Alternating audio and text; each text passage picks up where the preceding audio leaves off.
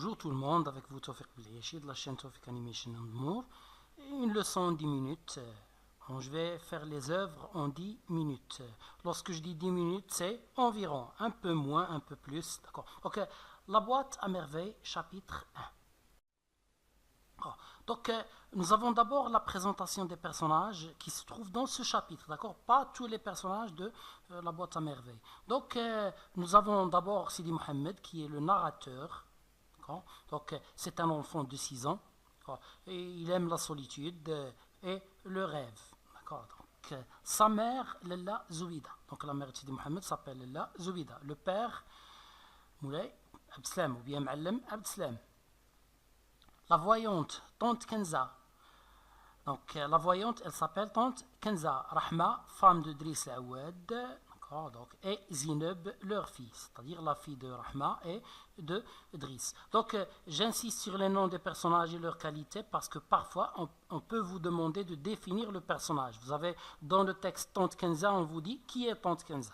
Donc, parmi les questions qu'on vous pose le jour de l'examen. Donc, le fqih, il est originaire d'une rue qui s'appelle la rue JF. Bon, les lieux. Donc, on a 3 lieux essentiels ici. Nous avons d'abord Dar Chouefa, donc la maison de la voyante. Donc, il y a au rez-de-chaussée. Le rez-de-chaussée, c'est, si vous voulez, l'étage qui se trouve juste sur terre. D'accord? Donc, on l'appelle le rez-de-chaussée. Donc, dans ce chapitre, c'est la Chouefa qui habite.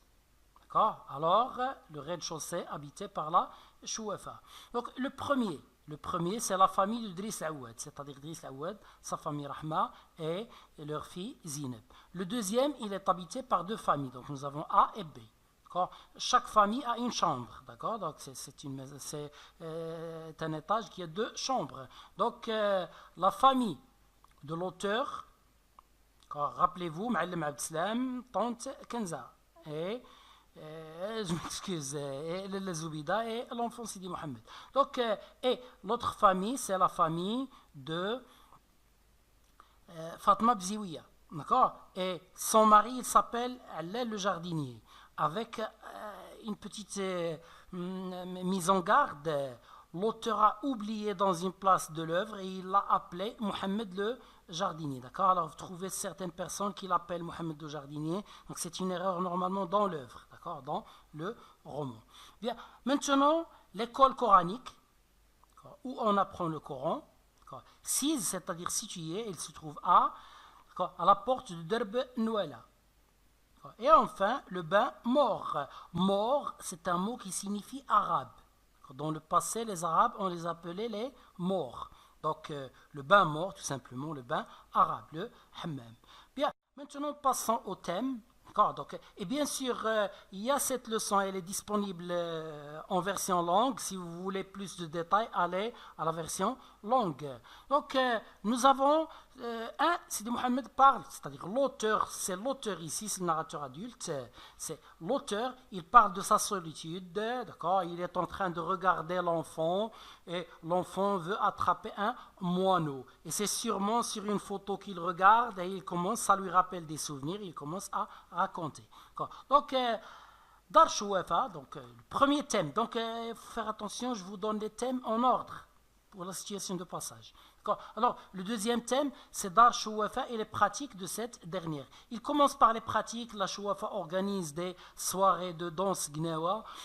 Donc, ensuite, il décrit la maison de Dar Chouefa. Et enfin, il revient à la Chouefa pour parler de ses activités. Et surtout, lorsqu'elle n'a plus de travail, en saison morte, c'est elle qui se soigne. Elle soigne les autres avec sa voyance, et lorsqu'elle n'a plus de clients, c'est elle-même qui tombe malade et qui se soigne. Donc ici, l'enfant va établir ce qu'on appelle le pacte de sincérité. Il va nous dire qu'il raconte la vérité, tout simplement. Ce sont des souvenirs, mais ces souvenirs, l'auteur mêle certitude et doute. Parfois, il dit qu'il a une mémoire qui n'oublie rien, d'accord, comme une cire fraîche, comme il dit, où les moindres événements viennent se graver, mais parfois, il dit qu'il n'est pas sûr sur certaines choses. Donc, les récits d'Abdallah l'épicier, Abdallah l'épicier, c'est un personnage qu'on va voir dans un autre chapitre avec plus de détails. Ici, l'auteur nous dit tout simplement que son père vient et lui raconte les récits d'Abdallah l'épicier. Et l'enfant aime beaucoup ces récits. Abdallah l'épicier, c'est un personnage qui est tout le temps en train de raconter des histoires. Il a une épicerie, mais il ne vend rien. Il a la même marchandise depuis des années. Il se contente de raconter des histoires. Donc, l'enfant parle de ses rêves de paradis. Il veut entrer dans le paradis. Donc, mais il dit que pour y entrer, il faut mourir. Et il ne peut pas se suicider parce que ce n'est pas permis en islam. Donc, il dit, je suis obligé d'attendre de mourir pour entrer dans le paradis. D'accord? Ensuite, il va parler de l'école coranique et du fiqh. Donc, ici, il ne va pas parler des activités dans l'école coranique. Il présente tout simplement, d'accord? Parce que ici, c'est le début du roman. Il est en train d'installer le décor. D'accord? Le temps est le lieu plus les personnages dans lesquels le récit va démarrer. D'accord? Donc, alors... Et il dit que ce fiqh lui rappelle la rue Gief. Le fiqh il est originaire de la rue Gief et que cette rue lui rappelle l'enfer. Et il y a un autre lieu qui lui rappelle l'enfer, c'est le hammam. Donc et il commence à parler du hammam. Bien, excusez-moi, j'ai coupé, donc c'est reparti à 1, mais ce n'est pas un problème. D'accord. Alors... il parle du hammam qu'il n'aime pas, ce que fait sa mère dans le hammam, d'accord, elle le lave, elle lui donne des oranges pour le calmer. Donc ensuite il nous parle des jours où sa mère ne l'emmène pas à l'école. Il dit qu'il est très heureux. Pourquoi? Parce qu'il peut jouer à sa guise, il joue librement. Ensuite, ou bien il peut ne pas jouer mais sortir sa boîte à merveille. Donc la boîte à merveille, c'est une boîte normale avec des objets ordinaires, des boutons de chemise, des clous.